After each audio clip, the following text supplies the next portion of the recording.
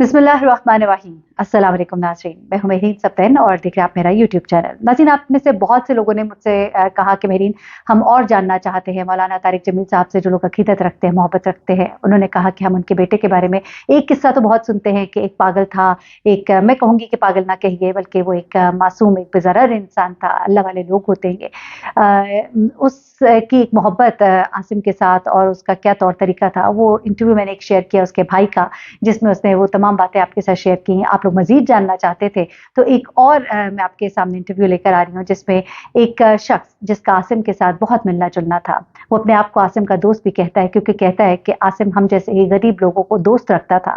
आसिम के घर हर दूसरे रोज़ जाने वाला ये शख्स कौन था? ये शख्स जो है ये एक बार्बर था, बाल काटने वाला था, मालिश करने वाला था, सर दबाने वाला था। उसने बताया कि कभी-कभी आसिम साहब की जब तबीयत बहुत ख़राब हो जाती थी, उनके सर में शदीद दर्द होता था, और उन लोगों के लिए ये एक जवाब भी है जो कहते हैं कि आसिम तो बिल्कुल ठीक था। वो बताते हैं कि आसिम साहब की तबीयत जो है वो कई दफ़ा बहुत ख़राब हो जाती थी, उनके सर में शदीद दर्द होता था। मैं जाता था, मैं उनकी मालिश करता था, उनका सर दबाता था। उसने आसिम के साथ गुज़रे हुए जो लम्हात हैं वो कुछ शेयर किए हैं, कुछ बातें, बड़ी ही मुख्तलिफ बातें हैं, कुछ ऐसी यादें हैं जो मैंने चाहा कि आप लोग भी जानना चाहते हैं तो ज़रूर सुनिएगा उसी की ज़ुबानी। मैं ज़्यादा बात नहीं करती, आपको सुनवाती हूँ वो इंटरव्यू जिसमें उसने बताया कि किस तरह का इंसान उसने आसिम को पाया, और एक आम इंसान जो है वो आसिम के बारे में क्या राय रखता है। अल्लाह ताला आसिम के आगे के जो मराहिल है उन्हें आसान करे और जन्नतुल फिरदौस में आला मुकाम दे। मौलाना साहब को सब्र दे, बहुत मुश्किल वक्त है उनके लिए, खुदा के लिए अजीब व गरीब बातें करना उनके बारे में छोड़ दीजिए। अल्लाह और उनके बेटे का मामला है, न जाने लोग जो है वो खुद से ही जज बन जाते हैं, खुद ही से मुनसिफ बन जाते हैं, खुद ही से इंसाफ करने वाले बन जाते हैं। कभी अपनी ज़ात का इंसाफ तो करवाइए किसी से, फिर पूछिएगा। ज़रा सुनिएगा ये इंटरव्यू, मुझे बहुत अच्छा लगा, मेरे दिल को लगा, मैंने कहा आपसे भी शेयर करती हूँ। अपना ख्याल रखिएगा, दुआ में याद रखिएगा। अल्लाह हाफ़िज़। किसी जगह अपनी पहचान ये नहीं करवाई कि जी मैं मौलाना तारिक जमील साहब का बेटा हूँ। मैं कह रहा हूँ सर, वो एक वली टाइप के इंसान थे, वो खुद अपनी पहचान आप थे।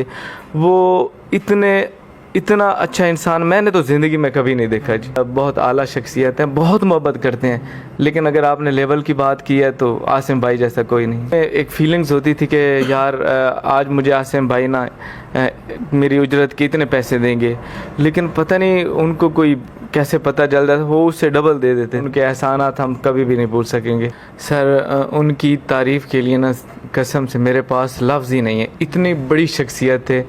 मैं तो इतना बड़ा फ़ैन हूँ, मेरे लिए तो एक वो वली टाइप के इंसान थे।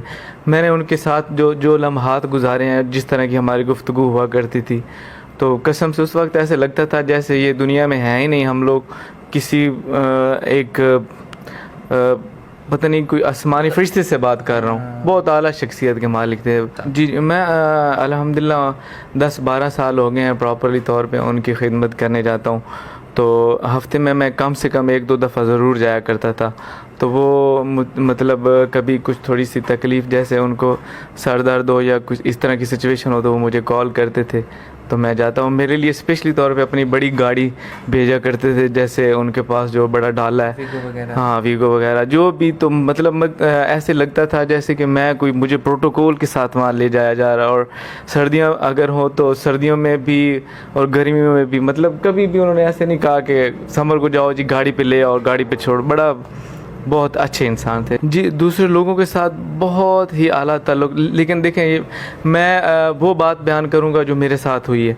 दूसरे लोगों के साथ तो उनका बहुत ही आला ताल्लुक़ था, वो तो मैं कह रहा हूँ माशाल्लाह से बहुत अच्छे इंसान थे। लेकिन जो मेरे साथ जो फीलिंग्स थी ना, जब मैं फ़र्स्ट टाइम उनकी कटिंग करने के लिए गया था ना, तो मुझे मेरा एक दोस्त है शहरयार, वो उनके कज़न है, तो उनकी कटिंग करता था। तो उन्होंने कहा कि आज मैं ना मौलाना साहब के बेटे की आप से कटिंग करवानी है। तो मेरी जो फीलिंग्स थी, मेरे हाथ पाँव बड़े कांप रहे थे। मैंने कहा इतने बड़े लोग हैं, इतने बड़ी शख्सियात के घर जा रहा हूँ, तो अल्लाह करे मैं कामयाब हूँ। तो मैं जब फर्स्ट टाइम उनके घर गया तो मैं बड़ा कंफ्यूज था, लेकिन जब मैं वहाँ गया तो आसिम साहब उस वक्त घर में बैठे हुए थे, तो उनका ना खाने का टाइम हो गया था।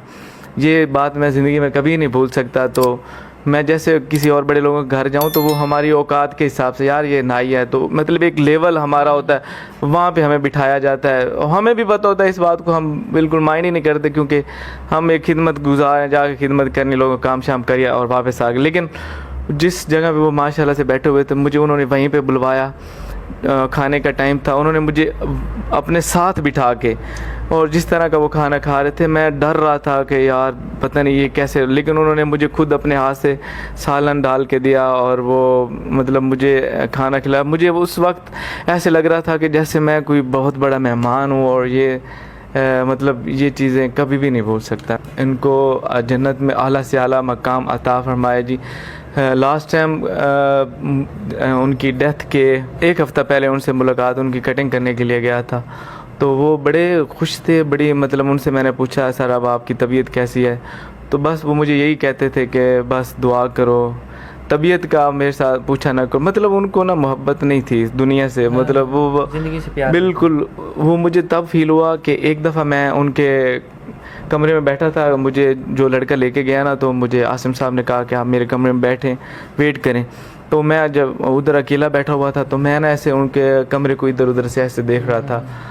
ماشاءاللہ سے ان کا کمرہ اتنا خوبصورت ہے کہ بندہ وہاں بیٹھے تو دل ہی نہیں کرتا کہ بندہ کہیں باہر جائے, اتنا مطلب ریلیکس بیٹھا. تو مجھے انہوں نے سوال کیا کہ سمر تو دیکھ رہا تھا نا کہ یہ چیز کیا کتنی پیاری ہے, یہ چیز کتنی پیاری ہے, یہ اتنے کی ہے, یہ ہے فلاں فلاں, یہ اگر اس آپ یقین کرو مجھے یہ سب بالکل اچھا نہیں لگتا.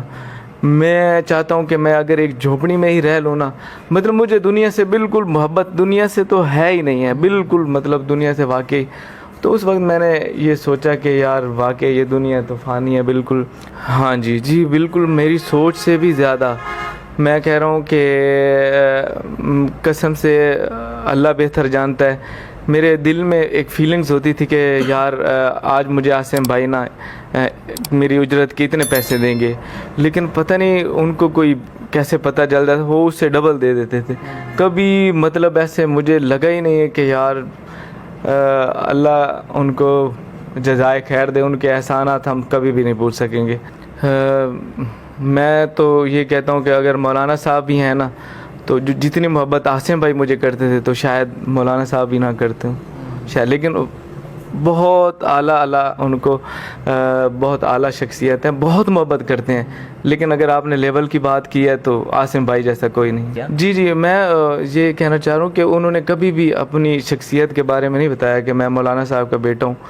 تو وہ ایسے چلان ہوا تو انہوں نے مطلب وہ انہوں نے پوچھا کہ یار کیا کہ میں چلان چلان بالکل کبھی بھی انہوں نے کسی جگہ اپنی پہچان یہ نہیں کروائی کہ جی میں مولانا طارق جمیل صاحب کا بیٹا ہوں, یا وہ اپنی ہی خود ایک شخصیت تھے, وہ اپنا ہی خود ایک, میں کہہ رہا ہوں سر وہ ایک ولی ٹائپ کے انسان تھے. وہ خود اپنی پہچان آپ تھے.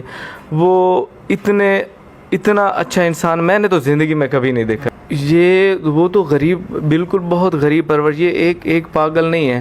کچھ ایسے لوگ بھی ہیں جو ابھی میڈیا میں نہیں نظر آ رہے, بیچارے گھروں میں رو رہے ہیں. قسم خدا کی ہمارے گھر میں بھی سوگ کا ماحول تھا. جیسے مولانا صاحب کے شہزادے کی جب ہم نے سنا, میں اس وقت خبر سنی تو میں ہاسپٹل میں تھا, تو اس وقت یقین کریں کہ ہمارے آنسو نہیں رک رہے تھے. اور میں کہہ رہا ہوں میری بیوی میرے بچے, میں ان کی ساری جو اچھائیاں تھیں نا میں گھر میں شیئر کیا کرتا تھا. تو آج تک ابھی تک کافی دن گزر گئے, ہمارے گھر میں بھی سوگ کا ماحول ہے. اور بس کیسے آپ کو بیان کریں کہ وہ کتنے. لاسٹ میں میرا پیغام یہی ہے, اگر عاصم بھائی کے بارے میں گفتگو ہو رہی ہے تو عاصم بھائی کی لائف سٹائل اگر ہر بندہ اپنا لے, جیسے وہ غریب پرور تھے,